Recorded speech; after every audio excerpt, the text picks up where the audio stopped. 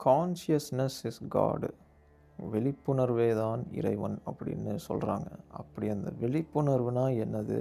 கான்ஷியஸ்னா என்னது? பொதுவாகவே இந்த ஒரு விழிப்புணர்வு, கான்ஷியஸ்னஸ்ஸு அப்படின்னாலே நம்மளிடத்துல என்ன ஒரு புரிதல் இருக்குன்னா, சுற்றி இருக்கிறத அறிந்து நம்ம செயல்படுவது, பாதுகாப்பாக இருப்பது, அதுதான் அவேர்னஸ் அப்படின்னு நம்ம நினச்சிட்ருக்கோம். பெரும்பானோர் அப்படி தான் நம்ம நினச்சிக்கிறோம்.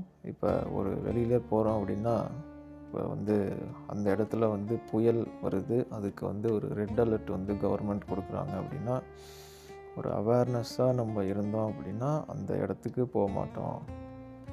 இப்போ பி அவேர் ஆஃப் டாக்ஸ், நாய்கள் ஜாக்கிரதை அப்படின்னு சொல்லி போர்டு போட்டிருப்பாங்க.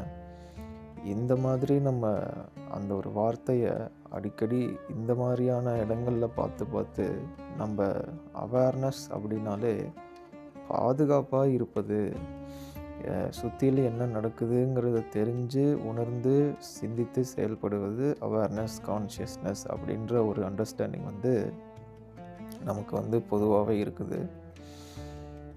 அப்படி நம்ம கான்ஷியஸ்னஸ், அவேர்னஸ் தான் காடு, அதுதான் இறைவன் அப்படின்னு சொல்கிறாங்கன்னா, அப்போ இந்த ஒரு புரிதல் தான் இறைவனாக இருக்குமானா கிடையாது.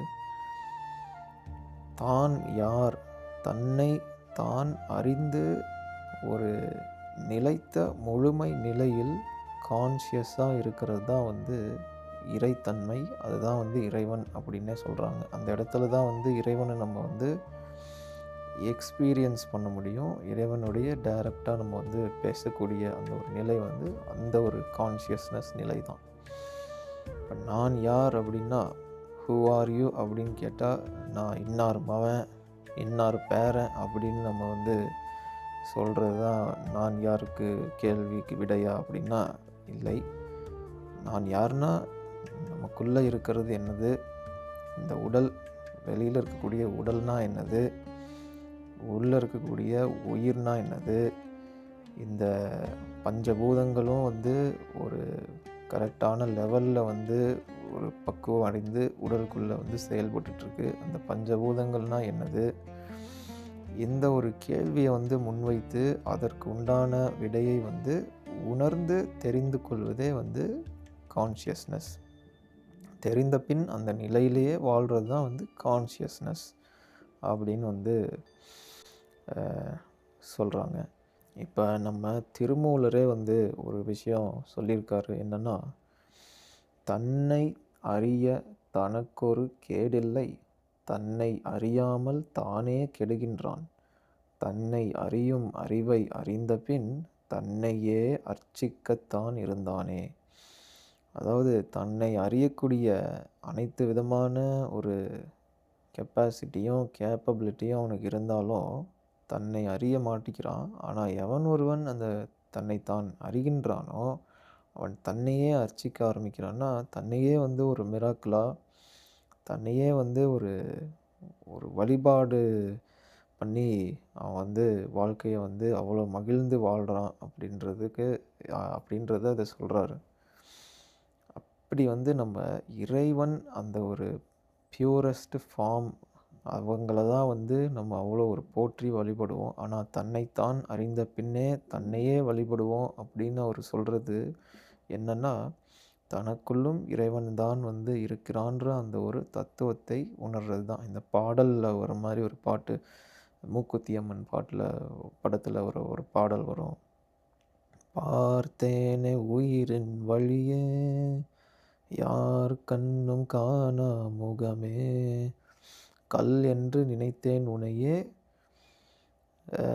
எனக்குள்ளே தெரிந்தாயே அப்படின்னு அந்த ஒரு லிரிக்ஸ் வரும். அது சரியாக வர மைண்டில் இல்லை. ஆனால் அந்த ஒரு பாடல்லே ஒரு ஆழ்ந்த ஒரு தத்துவத்தை சொல்லியிருக்காங்க. அப்படி தன்னைத்தான் அறிந்து கொள்வது, உள்ளிருக்கக்கூடிய அந்த ஒரு உயிரை அறிந்து அந்த மெய் ஞானத்தை அறிவதே தான் கான்ஷியஸ்னஸ். அந்த ஒரு கான்ஷியஸ்னஸ் நிலைக்கு நம்ம போயிட்டாலே இறைவன் டைரெக்டாக நம்ம இறைவன்கிட்ட பேசலாம். இப்போ வள்ளலாரும் இல்லை சித்தர்கள் இருக்காங்க அப்படின்னா, அவங்கெல்லாம் நிறைய பேர் என்ன சொல்லியிருக்காங்க, இறைவன் காட்சி கொடுத்தார், சிவன் எனக்கு காட்சி கொடுத்தாரு பெருமாள் வந்து காட்சி கொடுத்தாரு, முருகன் வந்து காட்சி கொடுத்தாரு அப்படின்னா, அந்த ஒரு கான்ஷியஸ்னஸ் லெவல்ல நம்ம இருக்கும் பொழுது, நாம் எதை எவ்வாறு அணுகுகின்றோமோ, அவ்வாறே வந்து அந்த இறைநிலையும், இறைவனும் வந்து அணுகுவான்.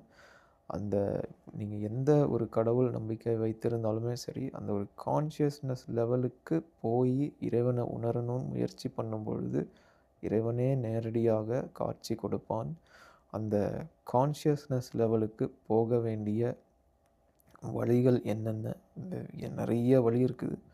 சிம்பிளஸ்ட்டான வழி வந்து என்ன அப்படிங்கிறத நம்ம தொடர்ந்து பேசுவோம். எப்படி வந்து விநாயகர் வந்து அம்மையப்பனையே சுற்றி வந்து ஞானப்பழத்தை வாங்கினாரோ, முருகன் வந்து மயில் எடுத்துட்டு உலகத்த சுத்த கிளம்புனதுக்கப்புறம், விநாயகர் வந்து அந்த இடத்துல ஒரு சிம்பிளா பண்ணுவாரு. எனக்கு வந்து அம்மா, அப்பா தான் வந்து உலகம் அப்படின்னு சொல்லி அவங்களையே சுத்தி வந்து ஞானப்பழம் பெறுவார். அதேபோல நம்பளும் வந்து ரொம்ப எளிமையா அந்த ஒரு ஞானத்தை வந்து அடையலாம். அதை எவ்வாறு அடையலாம் அப்படின்ற அந்த ஒரு வழிமுறைய வந்து தொடர்ந்து நம்ப இந்த ஒரு பயணத்துல பேசுவோம். அ அதாவது நானுமே வந்து இந்த ஒரு தேடுதல்ல இருக்கிறேன். இந்த ஒரு தேடுதல்ல வந்து அ என்னுடன் வந்து வருகின்றவர்களை நானும் அழைத்து செல்ல விரும்புகின்றேன். நம்ம இந்த ஒரு ஆன்மீக தேடல்ல இணைந்து செயல்பட்டு மெய்ஞான புரிதலை புரிந்து அந்த ஒரு இறைவனை வந்து அடைவோம். வாழ்க வளமுடன்.